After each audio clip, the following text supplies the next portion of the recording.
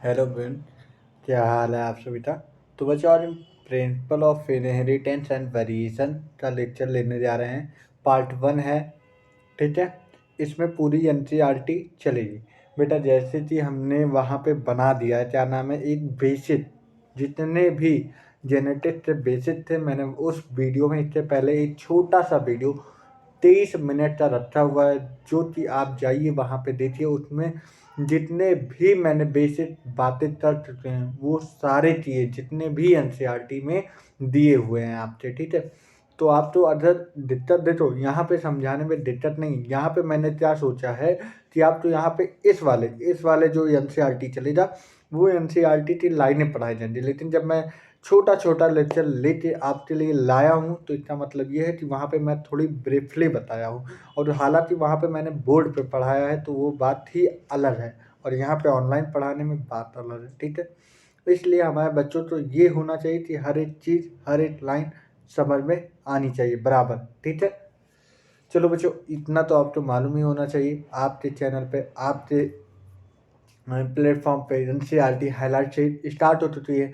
जैसे कि 11 का हो चुका, 12 का स्टार्ट हो रहा है, और आप तो और इंटरेस्ट आने के लिए और हम बाकी सारी चीज़ प्रयास कर रहे हैं अपनी तरफ से। और एक दिन ऐसा भी आएगा कि आप तो हर एक चीज़ हर एक कंटेंट आप तो आपके पास पहुंचा सकता हूं हम ही लोग। ठीक है। हमारे जितने भी लोग हैं, हमारे जितने भी मेंबर हैं, कलीग हैं, वो आपके पास हर एक सब्जेक्ट हर एक कंटेंट आपके पास पहुंचाएंगे। बस ये है कि थोड़ी पेशेंस और थोड़ी धैर्य बनाना पड़ेगा। ठीक है बच्चों। और दैट होली आ रहा बच्चों, मैं ऐसा कुछ भी नहीं बोलूँगा कि तुम अपने घर न जाओ। जो बच्चे घर जाना चाहते हैं जाएं, लेकिन क्या सोच के जाए कि ये मैं देखो एक होली कुर्बान कर दोगे तो फिर अगली होली में तुम्हारी ज़िंदगी में एक नई रौनक आ जाएगी। ठीक है। तो मैं यही बोलूँगा, देखो घर जाओ सब तो जाओ, लेकिन पढ़ाई करते रहो। पढ़ाई इंपॉर्टेंट है, पढ़ाई तो पहला प्रायोरिटी दो। चाहे तुम, लेकिन मैंने बहुत लोग तो देखा कि भैया होली है तो वो अपना सस्पेंस, मतलब अगर तुम बोल सकते हो खुशी सस्पेंस अलग ही है भाई। घर जाने की खुशी में सब तो भूल जाए भाई।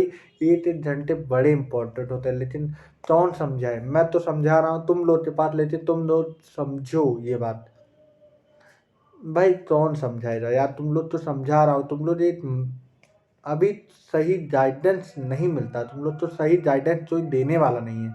हर एक लोग हर एक चीज अपना छाता पूरा करते, छाता मतलब कोई भी देखो, हर एक टीचर अपना अलग वैल्यू होता है, अलग मोरल होता है, अलग चीजें होती हैं, अलग प्रियोरिटी होती है। हर एक टीचर अच्छा होता है जितना वो अपने आप से प्रयास करता है ना, हर वो टीचर हर, यहाँ तक मैं हर जगह की मैं भी देखता हूँ, मैं भी इसी दुनिया का ही हूँ और मैं भी देखता रहा हूँ। तो हर वो टीचर जितना अच्छा तुम लोग तो कंटेंट जितना अच्छा दे पा रहा वो देने की कोशिश कर रहा, बस पढ़ना आप लोग तो है। क्योंकि चाहे तुम मेरे प्लेटफॉर्म पे चाहे कहीं प्लेटफॉर्म पे चले जाओ, लेकिन पढ़ना आप तो पड़ेगा। कोई ऐसा टीचर नहीं है जो कि तुम्हें आके पढ़ा दे, लेकिन अगर तुम्हारे अंदर कोई शिद्दत है, तुम्हारे अंदर पढ़ने की चाहत है, और अगर तुम्हारे अंदर पढ़ने का जज्बा है, तो कोई टीचर तुम्हें रोक भी नहीं सकता। ये भी मेरा लिख तो बात। चलो आज हम अपने चैप्टर पे ले जाना है, क्योंकि आज हमने सोच रखा है कि भाई आज समय नहीं बर्बाद करना। ठीक है। संघर्ष करते हुए घबराना मत, क्योंकि संघर्ष के दौरान इंसान अकेला होता है, लेकिन सफलता हो जाए तो सारी दुनिया तुम्हारे साथ है। इसलिए मैं बोलूँगा बच्चों कि अभी मेहनत कर लो, जिस दिन तुम्हारा सिलेक्शन हो जाए उस दिन सारी दुनिया तुम्हारे पीछे दौड़ेगी। और वो मज़ा और वो दिन और वो घर का एक माहौल अलग ही होता है भाई। इसलिए मैं बोलता हूँ मेहनत कर लो, आज मेहनत कर लो, आज मेहनत कर लो। कल तुम्हें इतना बढ़िया ज़िंदगी मिल जाएगी, इतना सब कुछ। आज टॉपर है तनिष्का, तनिष्का यादव है, जैसे कि टॉपर है, एयर फर्स्ट है, तो उन्होंने मेहनत किया यार। तो हर एक कोई भी होता, कोई बोलेगा लक है, कोई बोलेगा कि अरे आ जाए, लेकिन मेहनत भाई उसका होगा तभी वो इतना अच्छी स्टोर कर पाई। एनसीईआरटी पढ़ी नहीं, रटी नहीं, समझी हर एक लाइन को, तब हो जाते यार फर्स्ट डिवीजन। सल्यूट है मैं ऐसे ऐसे लोगों के लिए जो हमारे देश को आगे बढ़ाने के लिए प्रयास कर रहे हैं और पढ़ाई कर रहे हैं। उन सब के लिए मेरे दिल से सल्यूट। चलो आज टॉपिक चल रहा है भैया, तुम लोग जान ही रहे हो, इसमें बताने वाली बात तो ही नहीं। बोला, हैव यू एवर वंडर, क्या तुम आश्चर्य हो, क्या तुम ये चीज सुनकर आश्चर्य हो, क्यों हाथी का बच्चा हाथी ही होता है। बोला है, have you ever wonder why an elephant always give birth only a baby elephant. मतलब बोल रहे हैं कि हाथी का बच्चा क्यों हाथी ही बर्थ देती है। मतलब अगर बोल रहे हैं जो हाथी है या एलिफेंट है वो बर्थ देती समय जो एलिफेंट ही देती, क्यों ना लायन देती, क्यों ना सेट देती, क्यों ना डियर देती, क्यों एलिफेंट ही होता है। फिर दूसरा क्वेश्चन पूछा है, और वाई आ मैंगो सीड, क्यों आम का बीज, आम का बीज जब बोते हो मतलब क्रॉपिंग करते हो तो क्यों मैंगो का ही प्लांट निकलता, क्यों सेब का प्लांट नहीं निकलता, क्यों बनाना का प्लांट नहीं निकलता, क्यों पाइन एप्पल का नहीं निकलता, क्यों अमरूद का नहीं निकलता, क्यों मैंगो का ही निकलता है। तो ये सारा जवाब है जीन, जीन की वजह से, जीन की वजह से जैसा जीन हो जाए वैसा प्लांट हो जाए, जैसा जीन हो जाए वैसा एनिमल हो जाए, जैसा जीन हो जाए वैसा जेनेटिक्स हो जाए। अब आगे क्या जेनेटिक्स है, क्या एवोल्यूशन है, क्या सारी चीज़ें वो अभी हम आगे पढ़ेंगे। Given they do are offspring the identical to their parent। और पूछे तीसरा क्वेश्चन पूछे हैं, क्यों उस पेरेंट से ऑफ स्प्रिंग मतलब ऑफ स्प्रिंग हमारी नेक्स्ट जनरेशन आने वाली, वो नेक्स्ट जनरेशन क्यों हम ही से आइडेंटिकल होती है। मतलब बोल रहे हैं जैसे कि आपके बच्चे मतलब आपके ऑफ स्प्रिंग जो होंगे वो क्यों आइडेंटिकल होंगे अपने पेरेंट है, क्यों, क्योंकि पेरेंट का ही जीन उन बच्चों में गया मतलब उस ऑफ स्प्रिंग में गया है। इस वजह से पेरेंट का जीन तो उससे बेटे बेटे मतलब तुम बोल सकते हो उस नेक्स्ट जनरेशन में दिखता है, कैरेक्टर शो होता है। तो ये सारा कौन सा होता है, पेरेंट का जीन जाने की वजह से ऑफ स्प्रिंग में वो कैरेक्टर शो होता है। ठीक है, do they show difference in some their characteristics. और कुछ भाई ये बताओ क्या तुम्हें लगता है कि जो पेरेंट का जो जीन है वो नेक्स्ट जनरेशन में चला जाता, क्या पूरा चला जाता, नहीं ऐसा नहीं। कुछ परसेंट 0.1% वेरिएशन आता है। 0.1% मतलब समझ हो सर, बहुत कम है, वो तुम्हारे लिए बहुत कम होगा भाई। तिथि तिथि का ईयर यहाँ पे ज्वाइन रहता है लेकिन तिथि तिथि का नहीं रहता है नेक्स्ट जनरेशन में। क्या पता कोई ऐसे पेरेंट होते हैं जो चश्मे नहीं लगाते हैं मतलब अपने एल्डर एज तक, लेकिन उनके आने वाली जनरेशन में उन्हें चश्मा लाना पड़ जाता है। तो ये सारी चीज़ तो ना तो वेरिएशन आ जाती है। ठीक है, तो 0.1% वेरिएशन आ जाते हैं। इस वजह से उस फिनोमिना को हम क्या बोलते हैं, वेरिएशन। क्या बोलते हैं, वेरिएशन।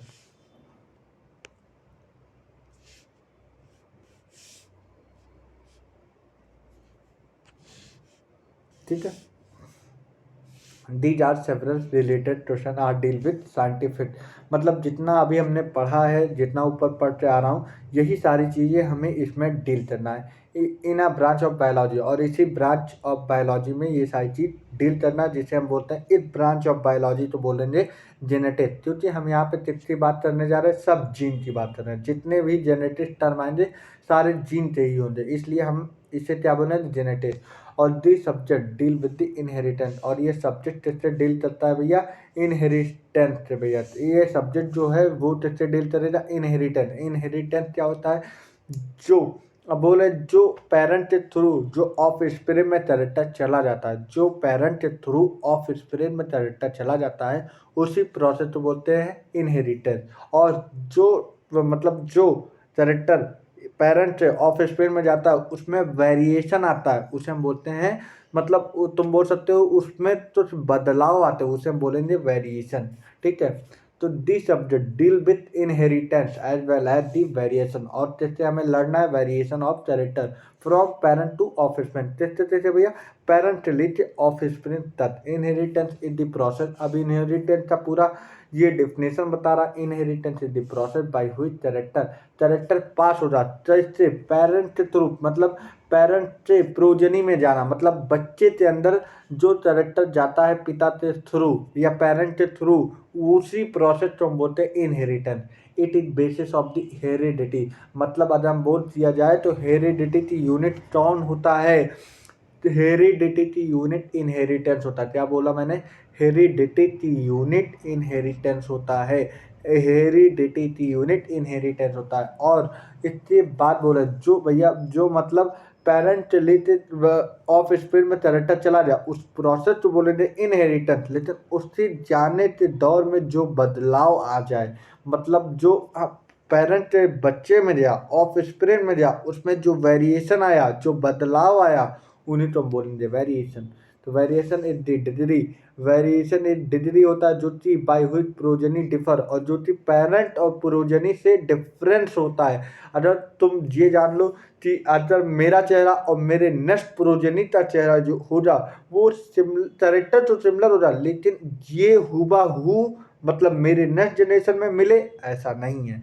मेरे नेक्स्ट जनरेशन में जो मेरा चेहरा है वही सेम चेहरा हूबहू मिले, ऐसा नहीं है। और वेरिएशन आएगा उसी तो थोड़ी मोड़ी या मान लो 0.1% ही बदलाव आते हैं, वही 0.1% जो होता है वो उसे हम क्या बोलते हैं, वेरिएशन।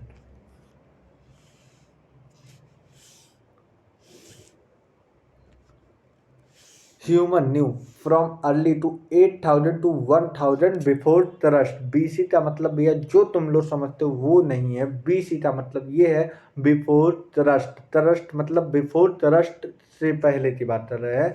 8000 से लेके 8000 बीसी, बीसी मतलब before Christ. That one of the cause of the variation, और ये वेरिएशन देखा गया was hidden in sexual reproduction. और ये भी बात बता देना हूँ, जो वेरिएशन आएगा क्या ए सेक्सुअल में आएगा, नहीं, सेक्सुअल में ही आएगा तभी तो भाई सेक्सुअल में ही तो भाई पेरेंट का जीन उसके ऑफ स्प्रिंग में जाता है, तो भाई ए सेक्सुअल की बात ही नहीं होनी चाहिए, यहाँ पे सेक्सुअल की ही तो बात होनी चाहिए। वेरिएशन किसमें देखा जाएगा, बोले human knew from an earlier 8000 to 1000 before the rest that one of the cause of the variation. एक ही वेरिएशन का कारण है जो कि हाइडन इन सेक्सुअल रिप्रोडक्शन, मतलब सेक्सुअल रिप्रोडक्शन के दौरान तो न तो छुपा हुआ कैरेक्टर होता है जो कि वेरिएशन होता है। अभी क्या छुपा है क्या, अभी जीन की बात यहाँ पे नहीं बोला, जीन की बात अभी आगे हम लोग पढ़ेंगे कि भैया जीन क्या होता है, क्रोमोसोम क्या होता है। अभी तुम जान लो, अभी तुम सीधे अभी कुछ भी नहीं किए हो, अभी तो तुम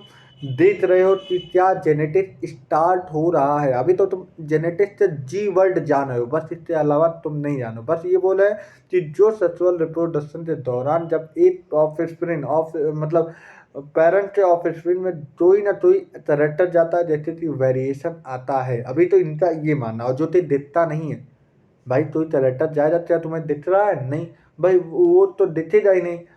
अब बोला they exploited the variation that were is a natural present in a wild population. और ये बता रहे हैं कि वेरिएशन जो होता है ये नेचुरल प्रेजेंट, मतलब अदर बात कर दिया जाए, हमारे जो प्लांट होते हैं, जो हम तुम लोग बोते हो या तुम लोग जो दिखाने के लिए लगाते हो भाई, जैसा भी हो ला तो, लेकिन उतने हिसाब में तुम्हें देख रेत पानी भाई, जितने भी पौधे हैं सुबह पानी देते हो रे, शाम को पानी देते हो रे, तो खाद देते हो रे उसके लिए, जैसे सल्फ्यूरस जितने भी पोटास जितने भी होंगे तुम देते होंगे। और लेकिन अगर बात कर दी जाए जहाँ पे तुम देते हो, जहाँ पे जंगली एरिया है, जहाँ पे कोई वो नहीं है, मतलब बोल सकते हो ना उन्हें पानी देने वाला उस पेड़ तो काफ़ी, लेकिन उससे ज़्यादा उन लोग के पास पावर रहता है, वो चाहे जितने भी सूखे उन्हें तो पानी डालने जाता है उस पेड़ में नहीं, वो तब भी अपने आप उड़ लेते हैं। क्यों, जब बरसात उरसात आती है तो मॉइस्चर पाते हैं तो वो अपना ग्रोथ कर लेते हैं उसी से, और वो कम पानी में अपनी लाइफ तो सर्वाइव कर सकते हैं। लेकिन जो हम लोग छोटे मोटे प्लांट ले आते हैं उसमें तो हमें हर दिन पानी, हर दिन खाद, ये सारी चीज़ें उपलब्ध करवानी पड़ती है, ठीक है। अब एनिमल बोले एनिमल टू सेलेक्टिवली ब्रीड। अब एनिमल का सेलेक्टिवली ब्रीड कैसे करवाए, क्यों करवाए, पहले तो बात ये समझो। देखो जब होता क्या है कि इन्होंने किया क्या, जब एक जैसे कि तुमने सुना होगा साहिवाल, साहिवाल गाय, ठीक है, तुमने सुना होगा। अब साहिवाल गाय तुमने सुना होगा, करीब करीब ये दूध बढ़िया देती है, अच्छी खासी दूध देती है। तो इन्होंने क्या किया कि जो एक आलसी, मतलब अगर बात कर दी जाए एकदम लुंज लुंज इंसान, लुंज गाय थी, अब उसे एक्टिव करना था। इन्होंने क्या किया कि भैया उसका जीन लिया, लो इसका जीन, दो जीन लिए और इन्होंने फर्टिलाइजेशन करवा दिया और इन्होंने फर्टिलाइजेशन करवाते 8 में इंजेक्ट कर दिया एक गाय में। तो जो लुंज वाला जो गाय था, जो ऐसे बोलते थे नहीं नहीं, अब वो एक्टिव होते, उसमें एक नई जीन आ गया और नया जीन हो जाने की वजह से उसमें एक नई वेरिएशन देखा जाए और वेरिएशन क्या देखा जाए कि उसमें मिल्क का प्रोडक्शन ज़्यादा होने लगा। तो फिर जब मिल्क का प्रोडक्शन ज़्यादा होने लगा तो इन्होंने क्या किया कि हर एक अब तो ये मेनली कहाँ पे मिला, पंजाब में मिला। पंजाब में ज़्यादा साहीवाल दिखता है, ठीक है। तो बोला animal to selectively breed and select the organ that the possible desire character. इन्होंने बोला कि जैसे कि जो गाय दूध ज़्यादा देती है उन्होंने उसका जीन लिया और इसका जो गाय बड़ा लुंज है उसका जीन दिया, इन्होंने फ्यूज करवा दिया और फ्यूज करवाने के बाद वो जीन वो जाजोट जो बना वो इंजेक्ट कर दिया। अब इंजेक्ट करने से क्या हुआ कि जो वो दूध की प्रोडक्शन, मतलब तुम्हें डिजायर करेक्टर क्या चाहिए था, production of milk, production of milk. अब वो दूध ज़्यादा दे दी प्रोडक्ट, तो वो अपने फायदे के लिए इन्होंने जीन का दूसरे में फ्यूजन करवा देते थे, ठीक है। फॉर एग्जाम्पल थ्रू आर्टिफिशियल, पहली बात ये क्वेश्चन पूछे जाने का बहुत आशंका है। Through artificial selection and domestication from ancestral wild cow, ठीक है। वी हैव वेल नाउ, मुझे इतना मालूम है या आप तो भी ये सारी चीज़ मालूम हो रहा। इंडियन ब्रीड का मतलब, अब इंडियन ब्रीड में क्या होता है कि भैया साहीवाल चाऊ, मैंने क्या बताया था, एग्जांपल दिया है साहीवाल चाऊ। जो साहीवाल जाए, तुमने गाँव के लोग तो जरूर ही सुने होंगे, ऐसा है ही नहीं सुने तो। और मेनली जो पंजाब के लोग वहाँ पे सबसे पहले साहीवाल का जो साहीवाल चाऊ बनाया गया, जो दोनों जीन लेके इंटरेक्ट करवाते और फ्यूज करवाते, काऊ का नाम दिया जाए जो कि साहीवाल काऊ होता है, जो कि मिल्क ज़्यादा प्रोड्यूस करता है। तो ये कहाँ करवाया गया, पंजाब में। He must however recognize that through our ancestor knew about the inheritance of the character and variation। अब बता रहे हैं ये सारी चीज जो वेरिएशन देखा गया, ये एंसेस्टर पूर्वज से ही हमें देखा गया है, पूर्वज से ही जो जीन हमें मिलते रहे वही आज भी मिलते रहेंगे, ठीक है। अब उसके बाद हम मेंडल लॉ ऑफ इनहेरिटेंस पे आ जाएंगे, ठीक है।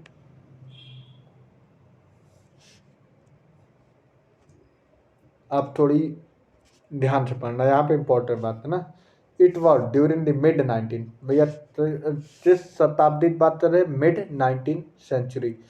19th century hard way was made in understanding to inheritance. और अब इन्होंने क्या बोला कि इनहेरिटेंस तो पहली बात तो पढ़ने का शुरुआत समझने का प्रयास किया, और वो थे जॉर्ज मेंडल। कौन थे भैया, जॉर्ज मेंडल थे। कौन थे भैया, सर जॉर्ज मेंडल। अब ये कौन थे, ये साइंटिस्ट है, जो कि साइंटिस्ट है, इन्होंने साइंटिस्ट भी नहीं बोल सकते, ये ना बायोलॉजिस्ट है ना साइंटिस्ट है, ये सीधे एक चर्च में एक, तुम बोल सकते हो पूजा करते थे, मतलब वर्शिप करते थे।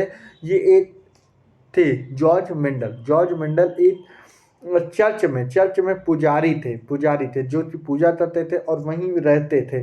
तो इन्होंने क्या किया, ऑब्जर्व किया कि भाई, उन्होंने सोचा कि ऐसा है कि यार ये पूरा एरिया अपना इलाका खाली है, चलो मटर ही बो देते हैं। और मटर तो सब है गार्डन पे। अब इन्होंने देखा कि भाई ये मटर का तो मसला ही अलग आ रहा है, तो अब यहाँ पे इन्होंने ऑब्जर्व करना शुरू किया।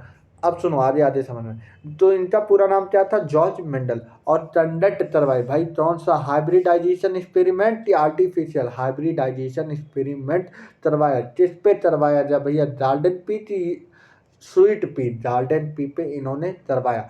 कितने साल तक, 7 ईयर, बहुत इंपॉर्टेंट बात बोलो, 7 ईयर।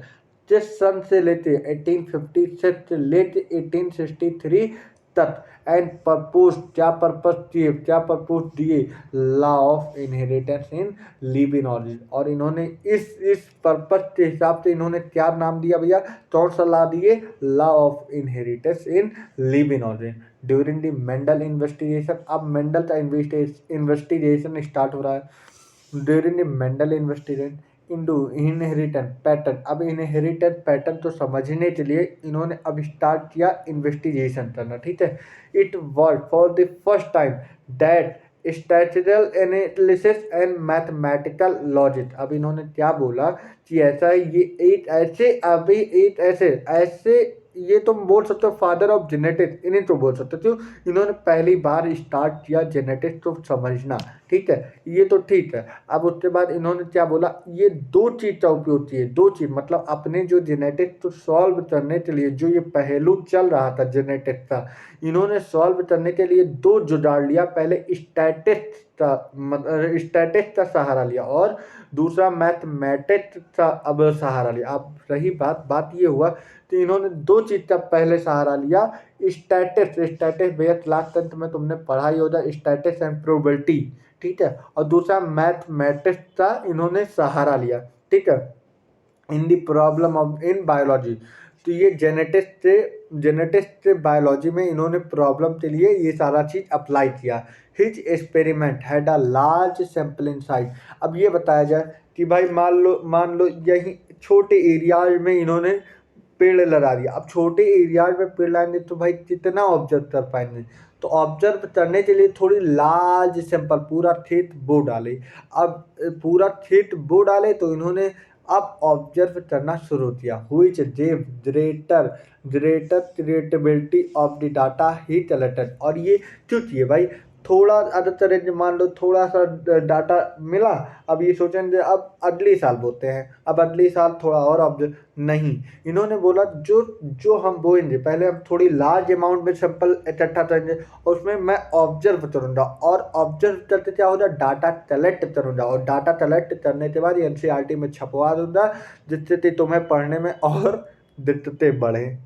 भाई तुम लोग तो जेनेटिक बहुत टफ लगता है, मुझे लगता है ऐसा, लेकिन ऐसा है नहीं। लेकिन तुम लोग तो लगता है नहीं यार ये तो एकदम बोरियत है यार, क्या है, छी छी, I hate you, I hate this.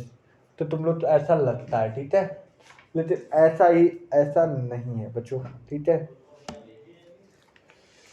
ऐसा नहीं है।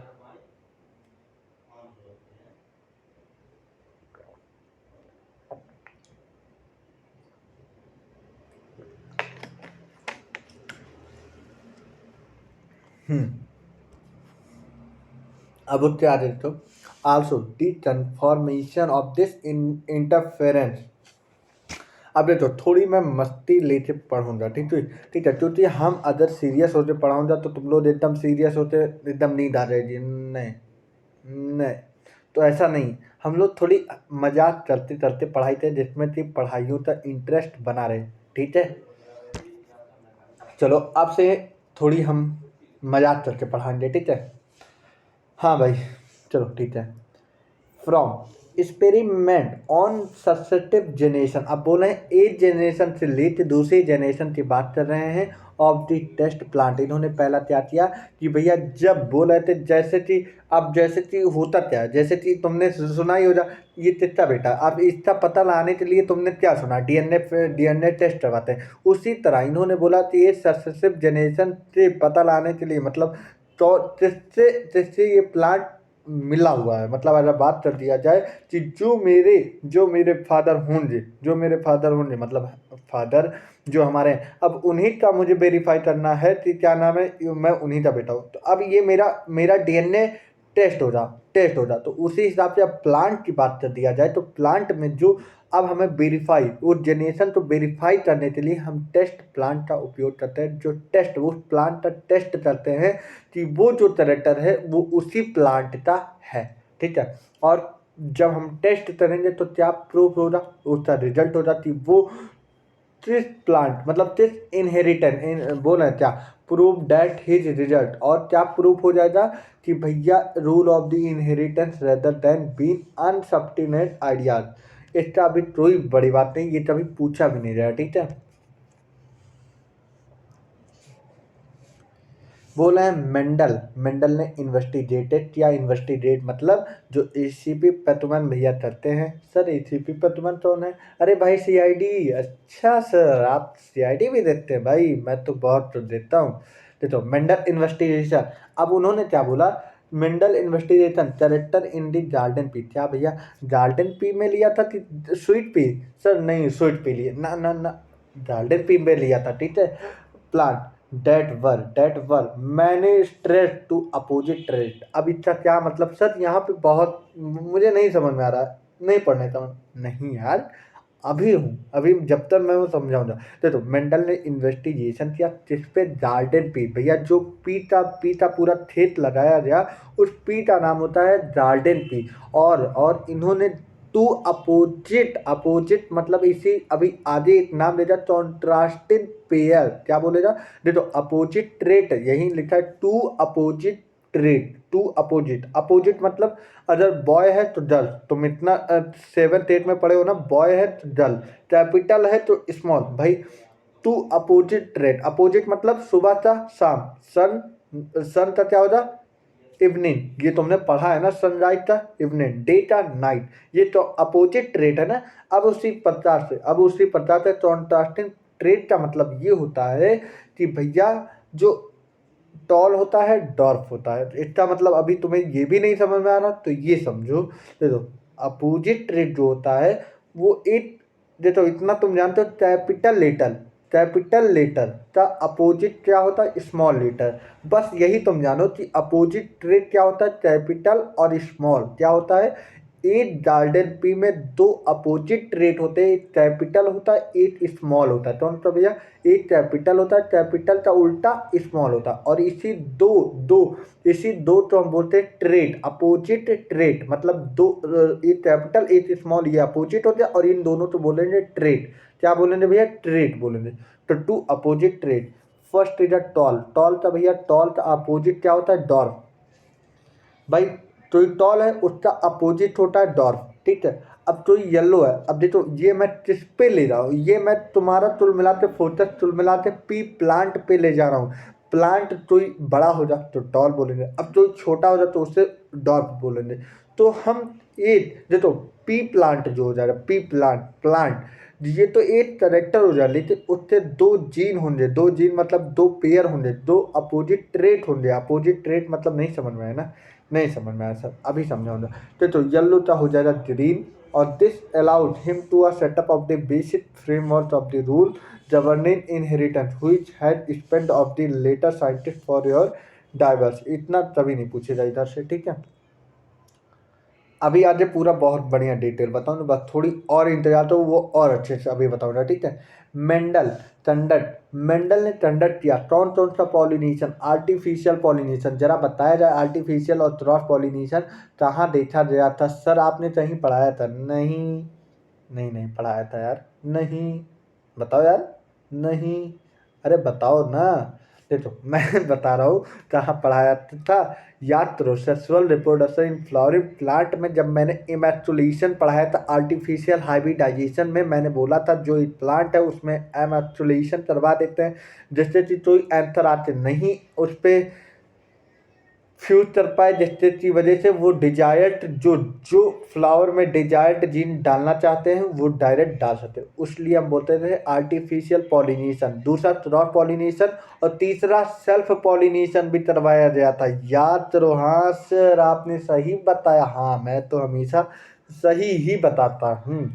Using several true breeding P line, और ट्रू सर, ट्रू ब्रीडिंग का मतलब क्या होता है, अच्छा सर नहीं मालूम, नहीं, अच्छा तभी तुमने देखा है, तभी सोलो में रहे हो जब एक बॉय अलग लाइन और एक गर्ल अलग लाइन, तो ये देख लो ये ट्रू लाइन है, ट्रू ब्रीडिंग, ट्रू ब्रीडिंग मतलब अगर बात कर दी जाए कि एकदम प्योर, प्योर मतलब ये पूरे प्योर बॉयज हैं और ये पूरी प्योर गर्ल्स हैं, तो ये ट्रू ब्रीडिंग। अब पी के हिसाब में देखो, पी के हिसाब में टॉल, टॉल और डॉर्फ, अभी हमने बोला था टॉल ऊपर जो इसका टॉल लंबाई ज़्यादा होता है, डॉर्फ एकदम छोटा वाला प्लांट होता है, तो टॉल प्लांट एक तरफ है तो ट्रू हो जाएगा, ट्रू मतलब एकदम प्योर होगा, ट्रू ब्रीडिंग पी लाइन, और हमारा एक जो ये डॉर्फ वाला प्लांट होगा वो भी एक प्योर होगा, ठीक है।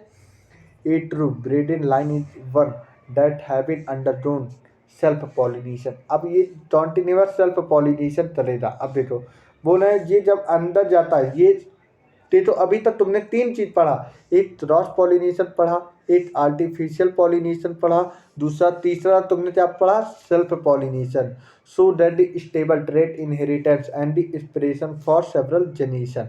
हाँ Mendel selected 14 true breed in pea, और मेंडल ने कितना सिलेक्शन किया था बच्चों? 14 true breed in pea plant variety, ठीक है। Each pair which were similar except from one character which contrasted trait. तो बोल रहे हैं ये एक ऐसा पेयर होता है जो कि सिमिलर होता है, पेयर सिमिलर होता है, लेकिन एक्सेप्ट फॉर वन कैरेक्टर एक के लिए, मतलब बोल क्या रहा है अभी इस लाइन को थोड़ी और सुनो। मेंडल ने टोटल देखो, टोटल 7 साल इन्होंने लिया था। 7 साल कितने? 1856 से लेके 1863 तक इन्होंने वर्क किया। 7 साल किया और 7 कैरेक्टर लिए थे भैया। कितना कैरेक्टर लिए थे? 7 कैरेक्टर हैज बीन इंक्लूड। अब कैसे सर? थोड़ी अब यहीं पे रोकता हूँ मैं।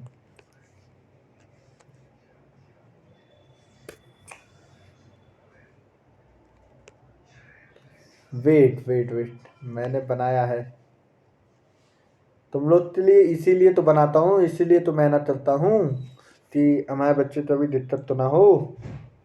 देखो मेंडल लॉ जो था 1856 से 1860 तक वर्क की, ये सारी चीज बता दिया ना। अब देखो, अब तुम धीमा धीमा पढ़ो। 1856 से 1863 तक वर्क किए, 7 ईयर वर्क किए टोटल। इनका नाम जॉर्ज मेंडल था। ये 7 कैरेक्टर पे पढ़े, मतलब 7 साल जब पढ़े, 7 साल इन्होंने एक्सपेरिमेंट किया, 7 साल ऑब्जर्वेशन किया, तो 7 कैरेक्टर पे किया हर एक साल। इनका मेंडल तो सक्सेस होने का एकदम बहुत सही क्यों थे, क्यों मेंडल का लॉ, क्यों मेंडल का एक्सपेरिमेंट, क्यों मेंडल का ऑब्जर्वेशन सक्सेसफुल हुआ, क्यों इन्होंने एक टाइम पे एक कैरेक्टर लिया, मतलब इन्होंने 7 कैरेक्टर लिया 7 साल में, हर एक साल में एक कैरेक्टर का पढ़ाई किया, स्टडी किया, ऑब्जर्वेशन किया, एक्सपेरिमेंट किया, ठीक है। और इन्होंने दो चीज का लिया, एक स्टैटिक का सहारा लिया, दूसरा मैथमेटिक्स एनालिसिस का सहारा लिया। अब देखो सुनो, मैंने क्या बोला, अब इसका मतलब मैंने बोला था 7 कैरेक्टर लिए, अब यहाँ पे 8 कैरेक्टर की बात कर दिया जाए। मैंने क्या बोला था, फिर पूरी बात सुनो। 8 कैरेक्टर की बात कर दिया जाए तो अभी मैंने तुम्हें पढ़ाया है कॉन्ट्रास्टिंग ट्रेट, अभी मैंने एनसीईआरटी में पढ़ाया। कॉन्ट्रास्टिंग नहीं पढ़ाया था? नहीं सर आपने नहीं पढ़ाया। अपोजिट ट्रेट पढ़ाया था, जिसने मैंने बोला था सन था इवनिंग, अरे यार कुछ भी डे था नाइट, बॉय था गर्ल, ये सारी चीज पढ़े हो ना। स्मॉल लेटर था कैपिटल लेटर, अपोजिट है ना। तो उसी हिसाब से एट कैरेक्टर की बात कर दी जाए, एट कैरेक्टर की बात कर दी जाए, यहाँ पे एक कैरेक्टर की बात कर दी जाए तो दो दो ट्रेट होते हैं। जो जो 1 मिनट अब देखो, पहले बोलो 8 कैरेक्टर की बात कर दी जाए, 8 कैरेक्टर, सी मतलब कैरेक्टर, इसमें 2 ट्रेट होते हैं। एक कैपिटल, देखो कैपिटल लेटर तो हम कैपिटल टी से रिप्रेजेंट करेंगे, स्मॉल लेटर तो स्मॉल टी से रिप्रेजेंट करेंगे। तो इसका दो दो ट्रेट हुआ। बोला क्या था अभी हमने तुमने पढ़ाया था, हर एक कैरेक्टर के पास 2 अपोजिट ट्रेट होते हैं। अपोजिट ट्रेट मतलब एक कैपिटल टी तो दूसरा स्मॉल टी, ये अपोजिट ट्रेट होते हैं। तो अब ये बताया जाए मुझे, एक कैरेक्टर में सॉरी एक कैरेक्टर में 2 ट्रेट होते हैं, 2T मतलब ट्रेट होते हैं। तो तुल मिलाते जो मेंडल साहब थे वो कितने कितने कैरेक्टर लिए थे? 7 कैरेक्टर लिए थे। और 7 कैरेक्टर लिए थे तो कितना ट्रेट बनेगा सर? नहीं मालूम, ठीक है नहीं मालूम है, मैं बताऊंगा। 7 इंटू हर एक कैरेक्टर पे 2 ट्रेट बना, तो 7 इंटू 2, तो टोटल मिलाते 14 ट्रेट मिला, 14 ट्रेट मिला। क्या तुम्हें समझ में आया? हाँ सर ये तो हमने सोचा ही नहीं था। अरे सर ये तो बहुत सरल था। हाँ बच्चों मैंने बोला क्या था, हर एक चीज हर एक कॉन्सेप्ट सरल लेगा, पर एक बार माइंड से खेलना हो जा। हाँ सर आपने तो एकदम मचा दिया धूम, तो ये टेंशन ना लो, होली आ रहा है एकदम मचा देना यार, एकदम उड़ा उड़ा खेलना। सर टेंशन हो रही है, देखो बच्चों टेंशन नहीं लेना यार, टेंशन लेने का अपने का काम नहीं है। तो देखो टोटल 14 ट्रेड, क्या तुम्हें मालूम पड़ गया 14 ट्रेड कहाँ से आया? अब मेरे बच्चों तो कोई दिक्कत नहीं हो जा, अगर दिक्कत हो जा तो वो कमेंट सेक्शन में लिख के भेज देना, फिर से मैं बताऊंगा। जब तक तुम्हें नहीं समझ में आ जा तब तक नहीं छोड़ूंगा, मतलब आएगा नहीं तो जाएगा कहाँ। अब आज से ये बोलो रे, हर एक कॉन्सेप्ट आएगा नहीं तो जाएगा कहाँ, ठीक है। हर एक कॉन्सेप्ट आएगा नहीं तो जाएगा कहाँ, आना तो पड़ेगा, सिर्फ तुम्हारे मन में बैठाएगा ही मैं बैठाते ही जाएगा, ठीक है। तो भैया अब इसका देखो कैरेक्टर क्या हुआ, पहला कैरेक्टर लिए स्टेम हाइट। देखो ये एक ऐसा एक्सेप्शन है मेंडर सर, स्टार्टिंग में आपने एक्सेप्शन बता दिया, अरे यार तो ही नहीं यार, एक्सेप्शन, दैट इज एक्सेप्शन। अभी केमिस्ट्री में तुम लोग पढ़ते ही हो भाई, ये एक्सेप्शन भाई, वो एक्सेप्शन, ये एक्सेप्शन भाई, आ जाए एक्सेप्शन भाई, दिमाग ही एक्सेप्शन हो चुका है ना, ठीक है।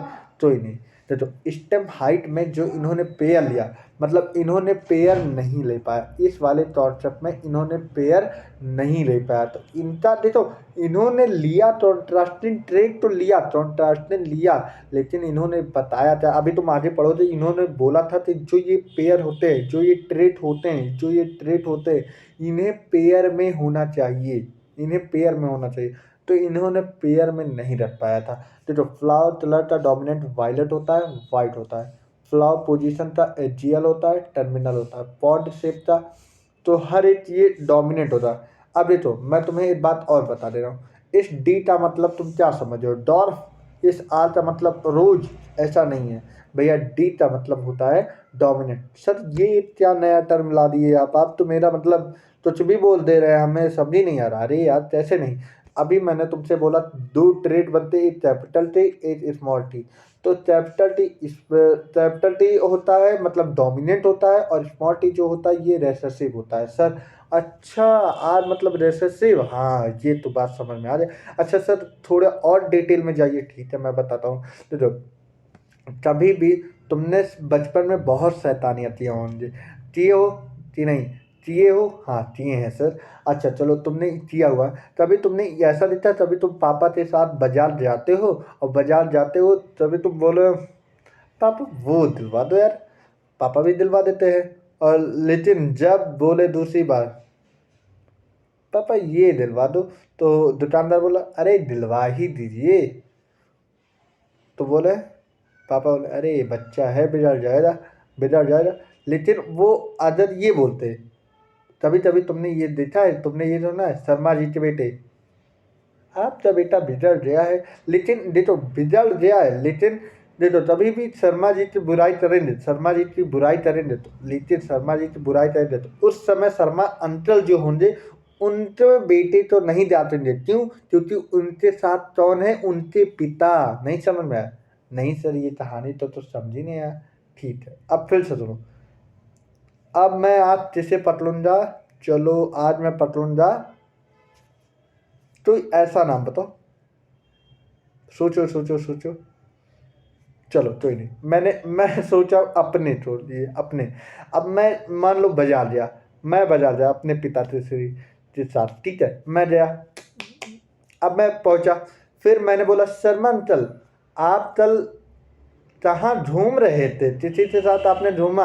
अब तो मेरे पापा रहेंगे, आप तो लड़का बहुत बिगड़ गया है भाई, आप तो लड़का बहुत बिगड़ गया। तो फिर क्या बोलेंगे, लेकिन वो मुझे तो बोल नहीं पाएंगे, मतलब बस इतना ही बोलेंगे आप तो लड़का बहुत बिगड़ गया, बस इतना ही बोलेंगे। अगर वो ज़्यादा हाँ तक ऐसा तो बोल नहीं सकता, क्यों, क्योंकि मेरे साथ कौन है, मेरे पिता। और जब तक डोमिनेंट कैरेक्टर, अब सुनो ये डोमिनेंट कैरेक्टर है, डोमिनेंट कैरेक्टर का मतलब ये होता है जो बड़ा होता है, जो बड़ा होता है वो डोमिनेंट होता है, जो बड़े के सामने किसी अरे जहरे तो बोल नहीं सकते हो। मतलब अगर ये तुम्हारा भाई खड़ा है, जैसे कि तुमने देखा ही होगा,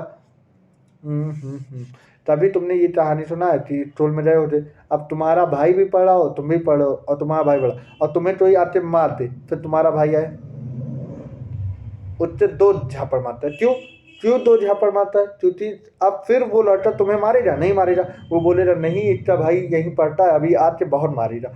तो वो क्यों नहीं मारता, क्योंकि वो जान जाता है कि डोमिनेंट कैरेक्टर है, अगर डोमिनेंट कैरेक्टर है तो छोटे से डरने वाली बात नहीं है, छोटे तो डर वाली बात नहीं है, क्योंकि डोमिनेंट कैरेक्टर है। डोमिनेंट अगर छोटे तो छुआ तो डोमिनेंट कैरेक्टर धन धनाते मारेगा, इस वजह से ये डोमिनेंट कैरेक्टर है।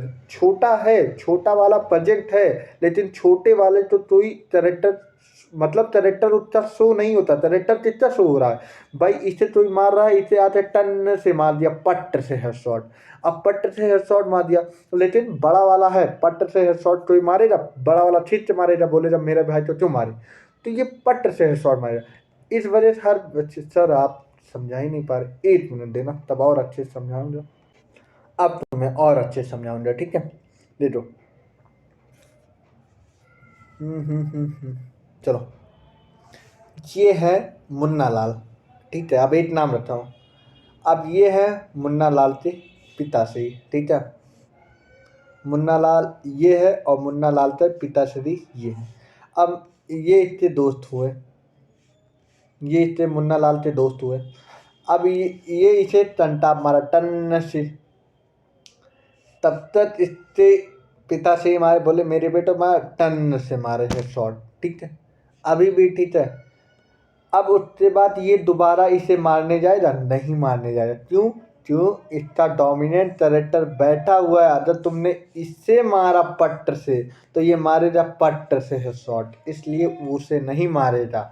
नहीं समझ में आया? इसलिए ये तो प्रेजेंट तो है छोटा वाला कैरेक्टर, लेकिन छोटे वाले का कैरेक्टर कोई डर है नहीं, डर है। कितना डर है? बड़े वाले से, बड़े वाला। तो हर जगह कैरेक्टर तुम जानते हो, तभी बचपन में इतना देखे होते, तभी कोई भी चीज़ होता है तो बड़े को सबसे पहले प्रियोरिटी दिया जाता है घर में। हाँ, तुम कर लेना ये काम, बड़े तो, छोटे तो नहीं दिया जाता है। तो छोटा तो प्रेजेंट रहता है घर में, लेकिन उसे प्रियोरिटी नहीं दी जाती है। क्यों? क्योंकि जो बड़ा होता है उसे प्रियोरिटी दी। डॉर्फ है, मतलब एक प्लांट में डॉर्फ भी है, टॉल भी है, लेकिन प्रियोरिटी किसे दी जाएगी? टॉल को। और इस टॉल को हम क्या बोलेंगे? Dominant character. डोमिनेंट वो होता है जो मुखिया होता है, ठीक है? ठीक है? उस समय जब स्कूल में थे तो तुम्हारा भाई मुखिया था, तुम जब शर्मा जी के अंकल के पास थे तो तुम्हारे पिता श्री डोमिनेंट थे। तो कोई ना कोई डोमिनेंट था जिसके वजह से छोटा वाला बच जाता था। तो वही चीज़ है, मैं समझाने के यही प्रयास कर रहा हूँ। ये तो बस मैंने लास्ट में लिखा है ना कि जो स्टेम हाइट होती है, ये एक एक्सेप्शन था मेंडल का। इन्होंने पेयर में नहीं ले पाया, एक्सेप्शन नहीं बोल सकते, पेयर में नहीं ले पाया, ठीक है? अब आगे चलो। सर आप तो एकदम फील करवा दिए। अरे तुम देखते जाओ, अभी भूलो जो नहीं। तो इन्होंने पूरा ये लिया है। अब देखो, inheritance of one character, one game पढ़ो, ठीक है? Let us that the example of one such hybridization experiment carried out by Mendel were cross tall and dwarf. अब जरा तुम ये बताओ, टॉल और डॉर्फ में कोई दिक्कत नहीं सर? अभी आपने पूरा बढ़िया बता दिया, टॉल क्या होता है, डॉर्फ क्या होता है। टॉल डोमिनेंट कैरेक्टर होता है, डॉर्फ एक रिसेसिव कैरेक्टर होता है, ठीक है? प्लांट टू स्टडी, और इन्होंने प्लांट पे पढ़ाई किया और इनहेरिटेंस ऑफ वन जीन निकाला। भैया इनहेरिटेंस ऑफ 2 जीन निकाला थी, इनहेरिटेंस ऑफ वन जीन ही कलेक्ट दी सीड, और इन्होंने सीड को कलेक्ट किया और मतलब produce as a result of the cross and grew them to generate plant of the first hybrid generation, ठीक है? और फर्स्ट हाइब्रिड जनरेशन तो ही क्या बोल दिया भैया? फिलियल वन और फिलियल वन तो ही बोलते हैं F1 जनरेशन। क्या क्या बोल सकते हैं भैया? F1 जनरेशन तो फिलियल वन जनरेशन बोल सकते हैं, या फिलियल वन प्रोजनी। मेंडल ने ऑब्जर्व किया F1 progeny plant were tall like one it parent none were dwarf, कोई ऐसा डॉर्फ नहीं हो रहा। मतलब इन्होंने क्या ऑब्जर्व किया? इन्होंने बोला कि प्रोजनी प्लांट वर टाल, मतलब जो प्रोजनी मिला, प्रोजनी मतलब समझे? F1 जनरेशन की बात कर रहा है। F1 जनरेशन में इन्होंने क्या देखने मिला? वो ना like one of it parent, जिस तरह हमने पेरेंट का दोनों कैरेक्टर लिया तो नन वर ड्राफ्ट। मतलब तुम नहीं समझे, अभी भी नहीं समझे, रुक जाओ, अब मैं समझूंगा। अब मैं यही लाइन तो और अच्छे से बताने जा रहा हूँ। सर आप तो अब बढ़िया फील करो, बस तैयार हो जाओ कुछ ही पलों में। दे ना, हाँ दे दो। क्या मुझे ये बताने, हाँ ठीक है, बताने क्या क्या दे देता, देखो देखो। अब ये तुम जानते हो, ये जब मैंने बोला था प्योर ब्रीडिंग, अभी ऊपर पढ़ाया था प्योर ब्रीडिंग, मैंने बोला जब एक तरफ पूरा एकदम टॉल प्लांट होता तो ये एक प्योर प्लांट है। टॉल प्लांट पूरा रहेगा तो ये प्योर प्लांट होता, और ये पूरा एक डॉर्फ है तो ये मेरा एक डॉर्फ प्लांट, ये भी प्योर है। देखो, जब मेरा ये और ये साथ में आ जाए तो ये इम्प्योर है। क्यों? एक टॉल के साथ डॉर्फ बैठा है तो ये होमोजाइगस नहीं हो रहा, ये हेटेरोजाइगस हो रहा। लेकिन जब टॉल के साथ टॉल बैठा है तो इसे हम बोलेंगे होमोजाइगस। जब डॉल्फ के साथ डॉल्फ बैठा है, लड़कियों के साथ लड़कियों बैठी हैं तो होमोजाइगस बोलेंगे, लड़कों के साथ लड़कों बैठे हैं तो होमोजाइगस बोलेंगे। उसी तरह टॉल के साथ टॉल बैठा है तो होमोजाइगस, डॉल्फ के साथ डॉल्फ बैठा है तो होमोजाइगस। लेकिन जब टॉल के साथ डॉल्फ बैठा हो जा तो भैया होमोजाइगस नहीं बोलते, यहाँ पे बोलेंगे हेटेरोजाइगस। क्या बोलेंगे सर? हेटेरोजाइगस। अब देखो, इन्होंने पहला ए कैरेक्टर लिया कैपिटल टी, दूसरा लिया स्मॉल टी। इन्होंने जैमेट बनाया। जैमेट सर यहाँ पे क्यों एक ही टी आया? मतलब यहाँ पे 2 था, यहाँ पे 1 ही टी क्यों आया? चलो ये भी समझाता हूँ। देखो, ये जो कैपिटल टी होता है, ये होता है पेरेंट सर। पेरेंट मतलब समझते हो? जहाँ पेरेंट आ जाए वहाँ पे कौन सा होता है? टू यन सर। मतलब ये भी नहीं समझ, डिप्लॉयड है भैया। डिप्लॉयड का मतलब समझते हो? 2 यन होता है सर, इसका मतलब भी नहीं समझा। 2 यन होता है डिप्लॉयड। अब डिप्लॉयड और जैमेट हमेशा कैसे होते हैं? हैप्लॉयड। तुमने पढ़ा ही होगा, जैमेट हमेशा हैप्लॉयड होते हैं, जैमेट हमेशा हैप्लॉयड होते हैं। अच्छा सर, ये बताइए, अब तुमसे मैं एक बात पूछूं, तुमने बहुत पूछा, अब मैं पूछने जा रहा हूँ। ये बताओ कि जब 2n से n आ जाए तो कौन सा डिवीजन होता है, और कौन सा डिवीजन होता है? मियोसिस की माइटोसिस? बताया जाए भाई। माइटोसिस की मियोसिस? मियोसिस होता है। तो यहाँ पे कौन सा डिवीजन हो जाएगा? मियोसिस डिवीजन हो जाएगा। तो 2n से हमारा n में आ जाएगा, और n हमारा एक कैपिटल टी गैमेट बन जाएगा। क्या बन जाएगा? गैमेट बन जाएगा। उसी तरह यहाँ पे भी आ जाओ, स्मॉल टी, ये पेरेंट सेल है। अब यहाँ पे 2n है होता, अब 2n से n बनने के लिए क्या हो जाएगा? प्रोसेस मियोसिस, मियोसिस डिवीजन हो जाएगा, और यहाँ पे भी गैमेट हो जाएगा। अब इन दोनों तक क्या करवा दिया जाएगा सर? यहाँ पे फर्टिलाइजेशन करवा दिया जाएगा इन दोनों तक। अब इन दोनों तक गैमेट फर्टिलाइजेशन करवाने के बाद ये क्या बन गया? जाइगोट। क्या बन गया? जाइगोट। और जिससे हम बोलते हैं यफोन जेनेशन या फीलियल वन प्रोजेनी बोलेंगे, फीलियल वन प्रोजेनी। तब यहाँ पे तुम्हें देख के क्या मालूम पड़ा? अब देखो, यहीं पे मैं सारी चीज बोला हूँ। अब देखो, यहाँ पे क्या था? 2n sir. हाँ सर, ये तो अब समझ में आ जाए। अब यहाँ पे क्या बन जाए? Capital T. मतलब तुम यहाँ क्या समझे? यहाँ पे 2n था, हाँ ये भी समझ में आया। 2n से n अगर बात कर दी जाए साहब, बात कर दी जाए तो अदर टी, इन दोनों तो सेपरेट, तो ये कैपिटल टी, ये कैपिटल टी, क्या तो एक प्रकार से निकलेंगे? हाँ, इसी प्रकार से निकलेंगे। और इसी प्रकार मतलब पहले चिपटा था, दोनों कैपिटल टी सब साथ में थे, तब तो यू थे।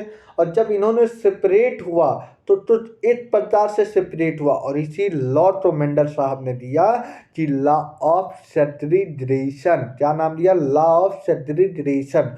और लॉ ऑफ सेट्रीजरेशन, अब इन्होंने क्या देखा? सुनो, अब उसके बाद देखा, इन्होंने बोला कि ऐसा है यार, मुझे समझ नहीं आ रहा है। बोले इतिहास नहीं समझ में आ रहा। मेंडल ने बोला कि मैंने पेरेंट तो प्योर गैमेट लिया, प्योर से लिया। बोले कैपिटल टी ये भी प्योर है, और स्मॉल टी ये भी सेम है, मतलब होमोजाइगस लिए। बोले जब पेरेंट होमोजाइगस है और हमारा दोनों पेरेंट, मतलब दोनों पेरेंट जो है वो होमोजाइगस हैं, तो जो हमारा F1 जेनेरेशन मिला क्यों हेट्रोजाइगस मिला? अब बोले ये क्या मसला आ गया? मतलब जो पेरेंट का वो है होमोजाइगस, वही हमें नेक्स्ट जनरेशन में मिलना चाहिए।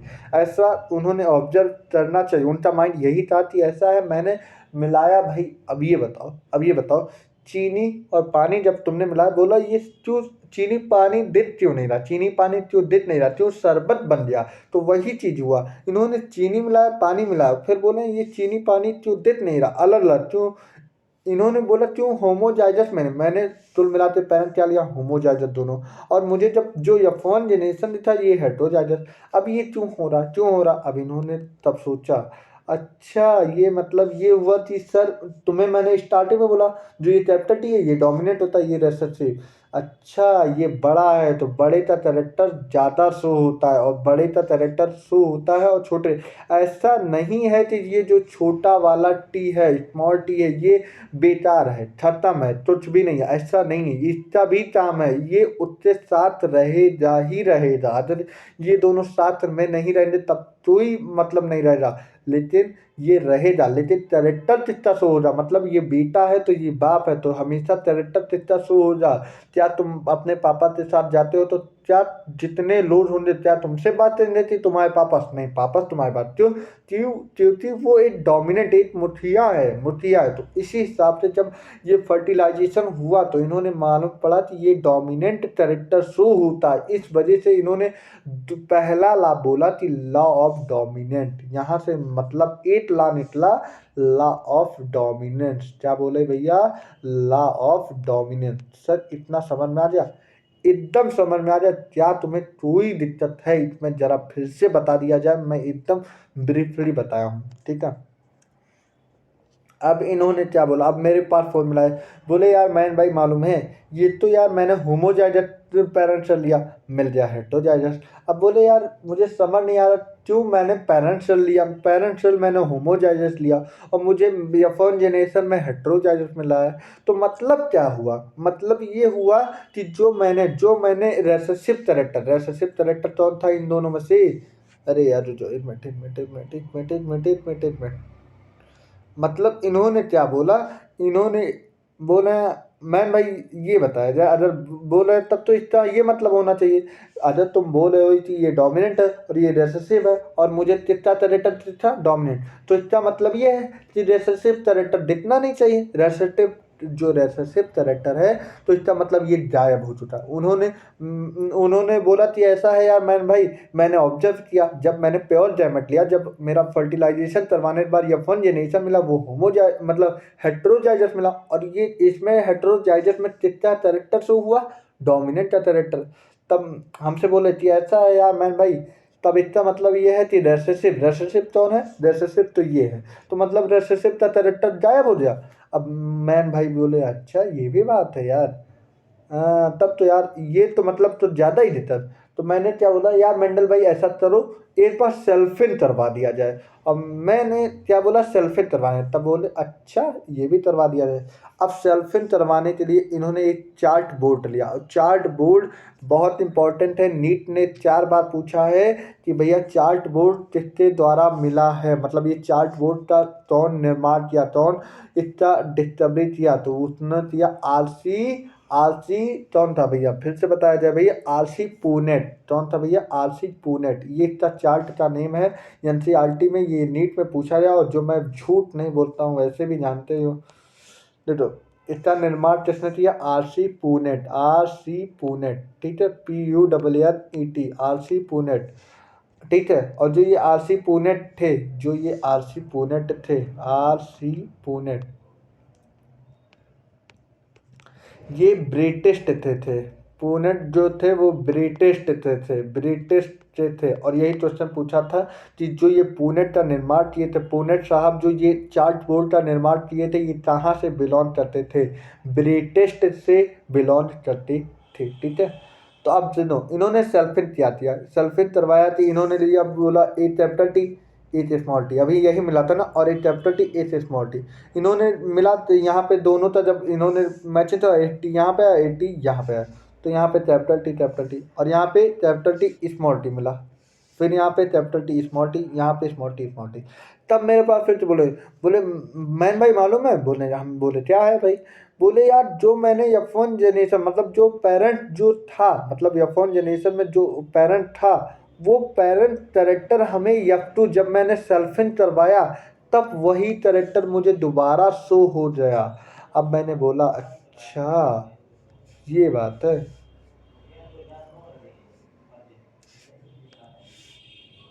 देखो अब यहीं पे मैं तुम्हें नोटिस करवा रहा हूँ कि कैपिटल टी फिर दे दिया और स्मॉल टी फिर दे दिया। अब ये मैंने बोला तब मेंडल साहब ने बोला अच्छा, तब मैंने बोला कि ऐसा है कि कैरेक्टर तभी मतलब छुपता नहीं है, कैरेक्टर तभी ब्लाइंड नहीं होता, कैरेक्टर हमेशा एक जनरेशन से लेके दूसरे जनरेशन में कहीं ना कहीं छुपा रहता है, बाद में ये दिखता है।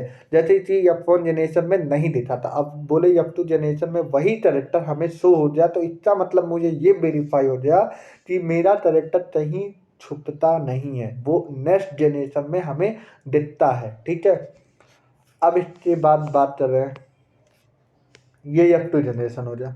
अब उसके बाद फिनोटिपिक रेशियो क्या होता है? फिनो मतलब फिजिकल, फिजिकल बोल रहे हैं, अच्छा बोल रहे हैं जीनोटिपिक फिनोटिपिक, बच्चों तो बहुत दिक्कत होता है। फिनो मतलब क्या होता है, जीनो मतलब, मैं भी था 10th में तो मुझे भी कन्फ्यूजन हुआ करती थी, मैं भी पढ़ता था तो मुझे भी कन्फ्यूजन हुआ करती थी, ठीक है। तो फिनो मतलब फिजिकल होता है, फिनो मतलब फिजिकल, फिजिकली मुझे देते हो जाए तो मैं मेंटेन हूँ, लेकिन जो मेरा जेनेटिक्स हो जाए वो डीएनए हो जाए या तो आरएनए हो जाए, ठीक है। लेकिन मेरा तो डीएनए है भाई, मैं तो डीएनए बोलता हूँ। अब आप लोग तो आरएनए हो मुझे नहीं मालूम, मेरा तो डीएनए है, ठीक है। फिनोटिपिक क्या होता है, फिजिकली। अब फिजिकली मुझे डोमिनेंट, तो मैंने क्या बोला, डोमिनेंट ये भी है, ये भी है, ये भी है डोमिनेंट, तो 3 डोमिनेंट है। तो टोटल मेरा 3 डोमिनेंट है और एक हमारा क्या है साहब, रिसेसिव। 3:1 हमारा जो ये हमारा फिनोटाइपिक रेशियो होता है। लेकिन जीन की बात कर दी जाए, जीन की बात कर दिया जाए तो एकदम प्योर, मतलब ए कैपिटल टी 8 है और ए कैपिटल टी स्मॉल टी 2 है, तो ये 1:2 और ए स्मॉल टी 1 है, तो 1:2:1 है, ठीक है। तो ये मेरा जीनोटाइपिक रेशियो हो गया।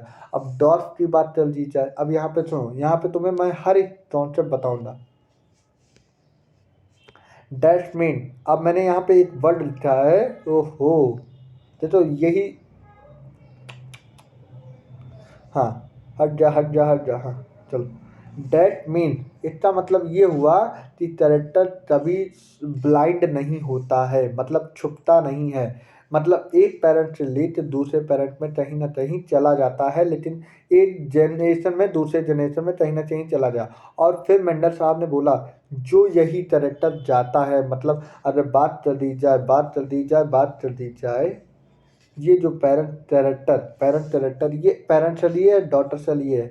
इससे जो पेरेंट सेल से हमारे डॉटर सेल में जाता है, मतलब बात कर दी जाए थोड़ी, यहाँ पे तुम देखो, ये जो जाता है डॉटर सेल में, तो उसने तो जरूर जाता है। इसको तो ही मेंडल ने क्या नाम दिया, फैक्टर, फैक्टर नाम दिया। क्या नाम दिया साहब, फैक्टर। मेंडल साहब ने क्या नाम दिया इसे, फैक्टर, या फेट, CTOR, फैक्टर नाम दिया। इसी तो बोले फैक्टर मेंडल साहब। लेकिन अब के ज़माने में इसी फैक्टर तो क्या नाम से जाना जाता है, जीन। क्या नाम जाना जाता है, जीन, ठीक है।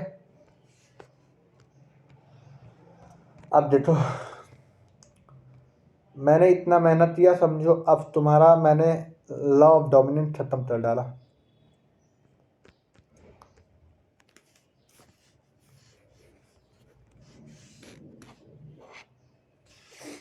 चलो बहुत बढ़िया। The example of one such hybridization experiment, ये ठीक है, carried out by the Mendel he were he cross tall and dwarf. तो मैंने तुम्हें दिखाई दिया था कैपिटल टी जो टॉल था, और डॉर्फ कौन थे, स्मॉल टी, ठीक है। और सुनो सुनो सुनो, plant to study to inheritance, अब इन्होंने हर एक चीज ऑब्जर्व किया, तो यही collect the seed produce as a result. अब इन्होंने जब सीड प्रोड्यूस किया तो उन्हें रिजल्ट के फॉर्म में क्या मिला, कि generate plant of the first hybridization, मतलब पहले या फर्स्ट जनरेशन की बात करें, फर्स्ट हाइब्रिड जनरेशन की बात कर दिया जा रहा है। तो इन्होंने क्या बताया, इन्होंने बोला the generation is also called filial generation, filial progeny, या F1 जनरेशन बोलते हैं, ठीक है। मेंडल ने ऑब्जर्व किया, यहाँ से इंपॉर्टेंट बात है, Mendel observe that all F1 progeny plant were tall, मतलब जितने भी F1 प्रोजनी प्लांट थे F1 जनरेशन में, कैपिटल टी स्मॉल टी दोनों दिखा था कि नहीं, हाँ सर यहाँ पे दिखा था। और करेक्टर सबसे ज़्यादा कितना शो होता, डोमिनेंट, और डोमिनेंट कौन था, टॉल। तो यहाँ पे बोल क्या रहे हैं, F1 plant were toll, F1 plant were toll like one of it parent, और किसकी वजह देखे, पेरेंट की वजह देखे, नन वर डार्क, मतलब ये कैपिटल सी, मतलब बोले स्मॉल टी तक कोई दिखाई ही नहीं दिया, मतलब स्मॉल टी दिखाई ही नहीं दिया, नॉन वर डॉर्फ, कोई डॉर्फ दिखाई नहीं दिया था। इन्होंने क्या दिखाई दिया, हमारा कैपिटल टी शो हुआ, डोमिनेंट कैरेक्टर शो हुआ, रेसेसिव कैरेक्टर नहीं शो हुआ, ठीक है। हाँ सर आप तो एकदम फेल करवा दिए, ठीक है। कहाँ पे था भाई, हाँ, he made similar observation of other pair of trait, he found that F1 always resemble either one of the parent and that he trait of the other parent was not seen them. अब इन्होंने क्या बोला, इन्होंने बोला he found F1 always मतलब F1 generation में always always हमेशा हमेशा एक ही पेरेंट का करेक्टर आता है। मतलब इन्होंने क्या यहाँ से निर्णय लिया कि जो चैप्टर टी स्मॉल टी तक जो इन्होंने जायरोड देखा F1 जनरेशन में ये मिला, तो इन्होंने बोला कि क्या पता ये यही करेक्टर आता हो और ये करेक्टर आता ही ना हो। इन्होंने बोला कि जो ये डॉर्फ का करेक्टर है क्या पता ये आता ही ना हो, आता सिर्फ यही करेक्टर हो। तो इन्होंने बोला कि ऐसा है F1 जनरेशन में सिर्फ एक ही करेक्टर पेरेंट का शो होता है, that means other parent was not seen in them. मतलब दूसरा पेरेंट तो नहीं शो हो रहा, तो मतलब ये दूसरा पेरेंट गया ही नहीं। मतलब ये जो जो ये ट्रेड बना है तो दूसरा पेरेंट गया ही नहीं, लेकिन अभी आगे गलत है। ठीक है, अब इन्होंने मुझसे मेरे पास फोन मिला, बोला यार ऐसा है कि ये तो मैंने दोनों ट्रेट लिया था, एक मतलब दोनों होमोजाइजस था, जब इन्होंने मिलाया तो हेट्रोजाइजस मिला। अब मैंने क्या इन्हें आइडिया दिया था, मैंने बोला था सेल्फ पॉलिनेशन करवा लो, F1 जनरेशन था तो इन्होंने F1 जनरेशन था सेल्फ पॉलिनेशन करवाए। और इन्होंने क्या सरप्राइज हुआ, बोले सरप्राइज ये F2 जनरेशन में देख के ये सरप्राइज हो जाए कि बोल रहे थे जो कैरेक्टर डॉर्फ वाला character small T F1 generation में दिखा ही नहीं था। बोले some of the offspring were dwarf, जो कि हमें F1 जनरेशन में डॉर्फ का कैरेक्टर दिखा ही नहीं। The character that was not seen in F1 generation, जो F1 जनरेशन में जो स्मॉल टी का कैरेक्टर दिखा ही नहीं था, not express he proportion of plant. और इन्होंने अब देखा क्या 1:4 F2 वाले 3:4 और F2, ये तुम्हें नहीं समझ में आया होगा ना, ये लाइन तुम्हें नहीं समझ में आया, बाकी तुम्हें सब समझ में आया कि F1 जनरेशन में नहीं शो हुआ था, लेकिन F2 जनरेशन में वही कैरेक्टर शो हुआ जब मैंने सेल्फिन करवाई। अच्छा, ये मैं थोड़ी बताने के लिए वेट कर लो, बस मैं एक लाइन ये छोड़ दो, अभी मैं लास्ट में जाते जाते बता दूंगा। ठीक है, ये लाइन छोड़ दो।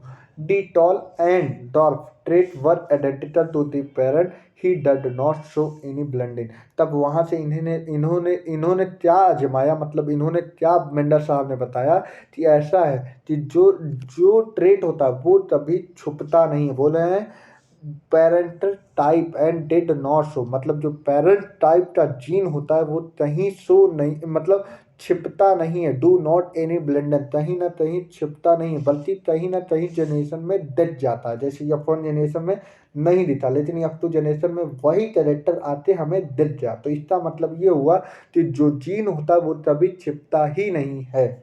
बिटवीन हाइट के केस में similar were obtained that one trait her study only one of the parental trait। और इन्होंने ठीक दूसरी प्रकार हर एक पेरेंटल ट्रेट को इन्होंने पढ़ा। और F1 generation while the F2 state trait what express, जब इन्होंने F2 मतलब सेल्फिन करवाया तो इन्होंने क्या बोला भैया 3:1 ये हमें फिनोटाइपिक रेशियो मिल गया, 3:1 फिनोटाइपिक रेशियो मिल गया। और the contrasting trait did not show any blending. और इन्होंने बोला जो कॉन्ट्रास्टिंग ट्रेट होता है वो तभी ब्लेंडिंग शो नहीं करता है, ना F1 ना F2 में। ये मेंडल का मानना था।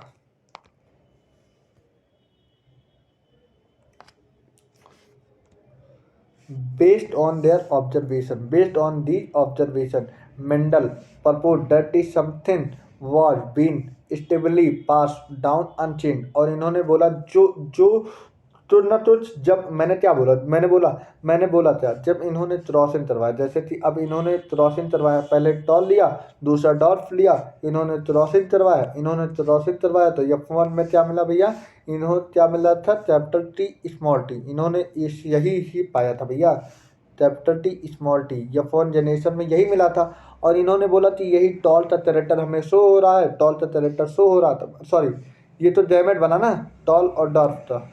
इन्होंने टॉल का ही कैरेक्टर रुक जाओ बता रहा हूँ। F1 जनरेशन में हमें कैपिटल टी स्मॉल टी मिला, कैपिटल टी स्मॉल टी। अब इन्होंने बोला कैपिटल टी ही हमें F1 जनरेशन में दिखा, तो इन्होंने क्या किया, कैपिटल टी का ही इन्होंने सल्फेट करवा दिया। तो यहाँ पे इन्होंने क्या देख लिया भैया कि चारों हमें यह टॉल टॉल टॉल टॉल दिख रहा है और एक डॉर्फरी था। भाई 3:1 तभी तो मिला था। हमें क्या मिला था नहीं समझ में आया, नहीं सर हमें नहीं समझ में आया। ये तो एक तो कैपिटल टी मिला और एक कैपिटल टी स्मॉल टी, एक कैपिटल टी स्मॉल टी और एक स्मॉल टी, यही तो हमें मिला था साहब। मैंने कहाँ गलत तुम्हें पढ़ाया, तुम्हें गलत पढ़ाया नहीं। तभी तो हमने बोला था 3:1 और हमारा ये फिनोटिपिक रेशियो है और 1:2:1 ये हमारा जीनोटिपिक रेशियो है। हाँ एनसीईआरटी ने थोड़ी पूरी सही से तुम्हें लोग तो समझाने के लिए हम लोग तो भेजा है कि भाई इन बच्चों को थोड़े और अच्छे से समझाने के लिए हम तुम्हें भेज रहे हैं, जो कि तुम इन बच्चों को एनसीईआरटी की लाइनें और अच्छे से समझाओ।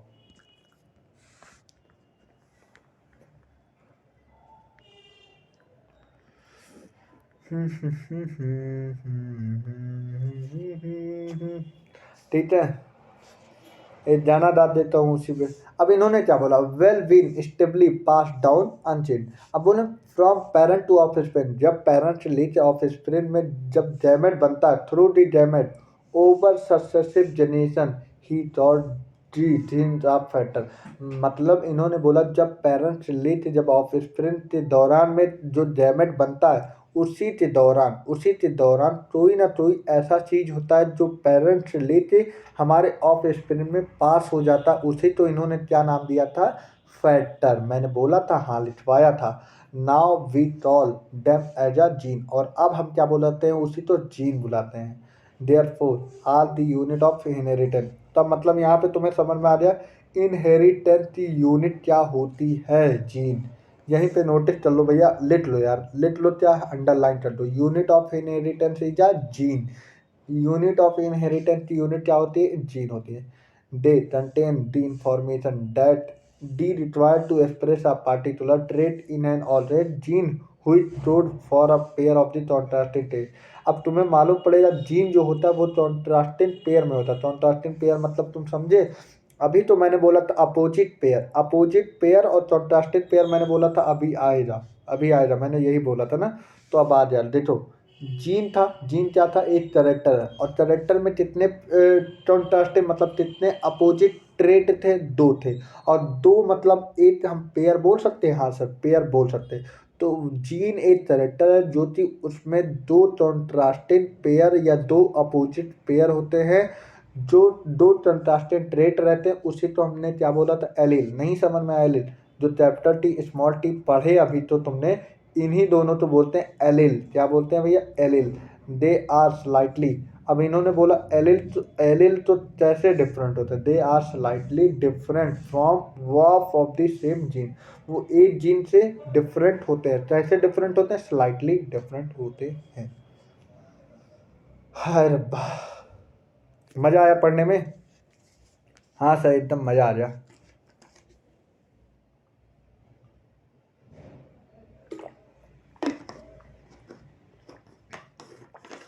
हर एक लाइन मैंने तुम लोग तो एकदम बढ़िया पढ़ा है। अब तुम लोग कितने शिद्दत से पढ़ो ये तुम्हारे ऊपर है बच्चों।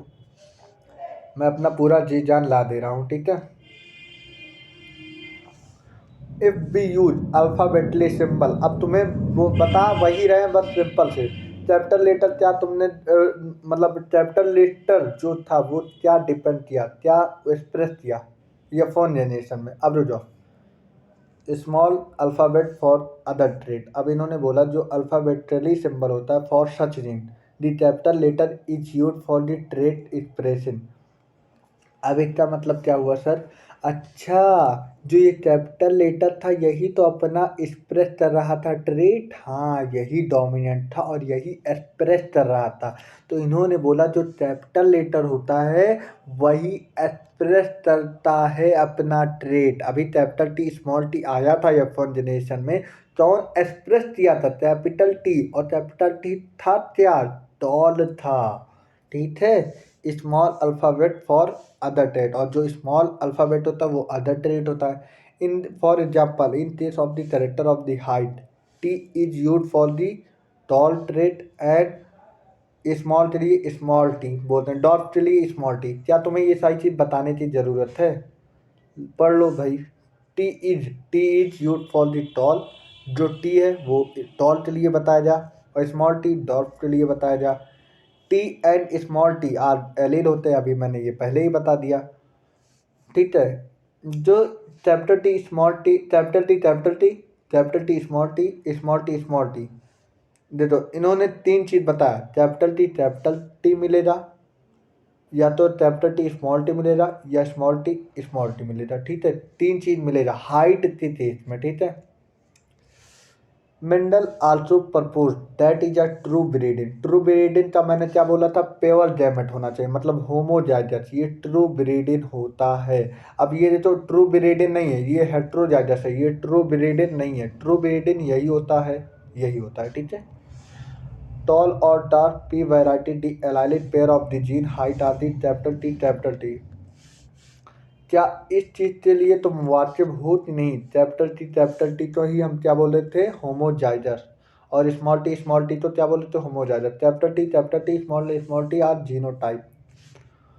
ठीक है, टॉल डॉर्फ आर फिनोटाइप, जो टॉल है और डॉर्फ है उसे फिनोटाइप बोलते हैं। Phenotype of a plant had a genotype capital T. बस ये सिंबल बता रहे हैं, इसमें कुछ है भी नहीं, तुम्हें कोई जानने वाली बात नहीं। जो चीज मैंने स्टार्टिंग में मेहनत किया 1 घंटा, वही सारी चीज है। A Mendel found the phenotypic F1 heterozygous, capital T small T F1 generation में मिला था, हाँ सर मिला था, और जो कि हेट्रोजाइगोट था। ये तुम्हें बताने दो तो नहीं सर, बताने नहीं, अभी हमने पढ़ा। और कैपिटल टी उसके पेरेंट थे, जो कि हमें पेरेंट सेल में क्या लिए थे, कैपिटल टी जो कि पेयर में थे। और डिसिमिलर फैक्टर मतलब समझ रहे हो, ए कैपिटल टी लिया गया था भाई, ए कैपिटल टी लिया गया था कि नहीं, और ए स्मॉल टी, तो ये डिसिमिलर फैक्टर हुए थे, सिमिलर डिसिमिलर फैक्टर लिए थे। ठीक है, वन डोमिनेंट थे, डोमिनेंट कौन था, जो कैपिटल टी था। ठीक है, और देखो बोल रहे हैं क्या, एक मिनट मैं बता रहा हूँ। बोले hence one dominant in the other या फॉर्म, मतलब बोले इट डोमिनेंट था, हेंस इट टाल डोमिनेंट। और दूसरा क्या था, जो फैक्टर नहीं दिखा वो रेसेसिव होता था। In case of the capital T tallest it dominant over small T, बोले जो कैपिटल टी था वो किस पे डोमिनेट कर दिया था, स्मॉल टी पे। ठीक है, that is a recessive he observe identical behaviour of all character trait pair that he studied in a convenient and logical to a capital lower case of the alphabetical symbol। मैंने बस सारी चीज पढ़ा दिया, बस तुम एक काम करना कि ये सारी चीज पढ़ लेना, कोई बड़ी चीज नहीं है। ठीक है,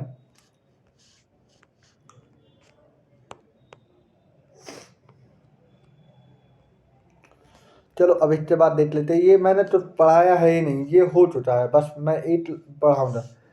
capital T small T R heterozygous from gene controlling one character height. ठीक है, ये कैपिटल टी स्मॉल टी कैसा होता है, हेट्रोजाइगस की होमोजाइगस, सर हेट्रोजाइगस होता है। ठीक है, ठीक है।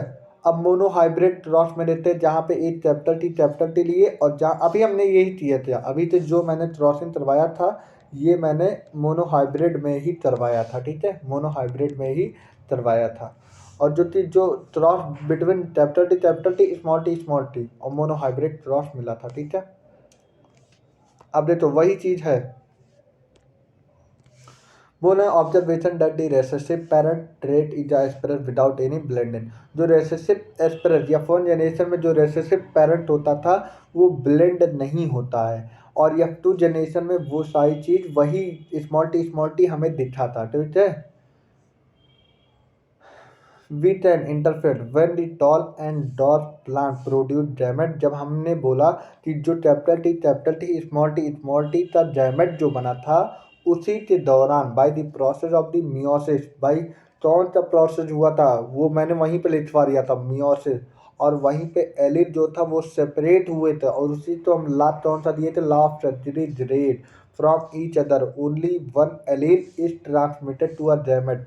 गैमेट में एक ही एलील गए थे। डिसर्जिनेशन of allele is a random process, और जो एक सर्जिनेशन ऑफ एलील होता वो डायरेक्शनल प्रोसेस होता है कि रैंडम प्रोसेस होता है, रैंडम प्रोसेस होता है। ठीक है, 50% change of the gamete containing either allele. अब बोल रहे हैं अदर हेट्रोजाइगस हुआ, तो इक्वल परसेंट मिलेगा। ठीक है, ठीक है। अब इन्होंने क्रॉसिंग करवा दिया। In this way of the gamete of the capital T plant have allele capital T, जो गैमेट बना कैपिटल टी कैपिटल, अरे भाई कैपिटल टी का गैमेट कैपिटल टी ही तो बना था, तो वो यही पे लिख रहा कैपिटल टी प्लांट का जो गैमेट बना कैपिटल टी बना, और स्मॉल टी प्लांट का जो गैमेट बनेगा वो स्मॉल टी बनेगा। और फर्टिलाइजेशन करवाने के बाद इन्होंने क्या मिल गया, वही चीज भाषा के दौरान मिल गई। बोले two allele two form of the one parent straight through of the pollen tea from the other parent. अब इन्होंने बोला क्या, जब इनका जायजोड बनता है तो उसमें एक टॉल का कैरेक्टर आया, एक स्मॉल टी आया, तो मतलब कुल मिलाते हाइब्रिड क्या बना, capital T small T. Since this hybrid contain allele which is express contrasting trait, जो कि कॉन्ट्रास्टेड ट्रेट था, जो कि हेट्रोजाइगस मैंने नाम दिया था वहां पे।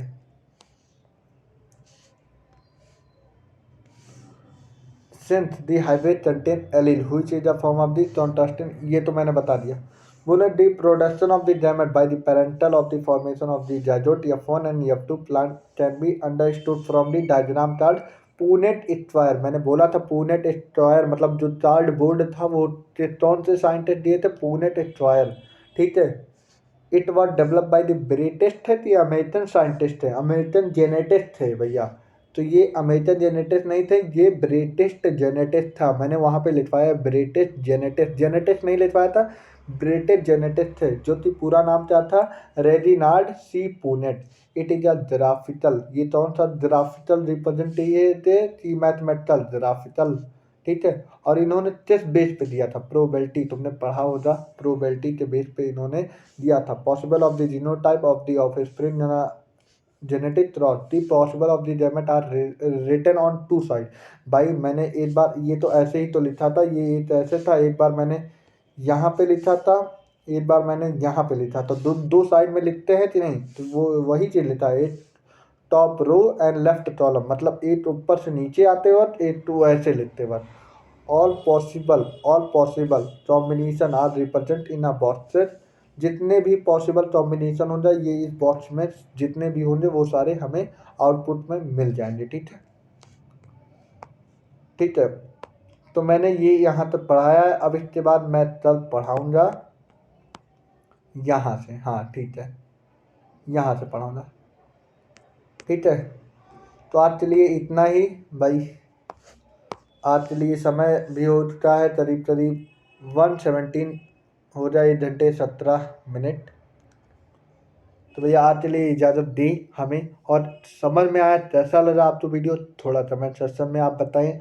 और कोई डाउट भी हो, आप तो नोट की प्रॉब्लम है, टेलीग्राम पे जाएं, वहाँ पे ज्वाइन हो, वहाँ पे बच्चों नोट्स मिलेगा। ठीक है, इतना। और आप तो नोट्स ही चाहिए भाई, हर जगह पे है नोट, तुम कहीं पे भी पढ़ सकते हो, लेकिन जो NCERT की लैंग्वेज है वो समझना जरूरी है बेटा। तुम नोट पढ़ के क्या चलते हो, तुम्हें पूरी एक तो इतने नोट्स रहते तुम पढ़ भी नहीं पाते हो जी। ठीक है, तो थैंक फॉर वॉचिंग में, देते रहिए हमेशा, और ऐसे पढ़ाई करते रहिए, क्योंकि पढ़ाई तुम्हारा मेन मकसद है। ठीक है, thank you for that's all for today, thank you.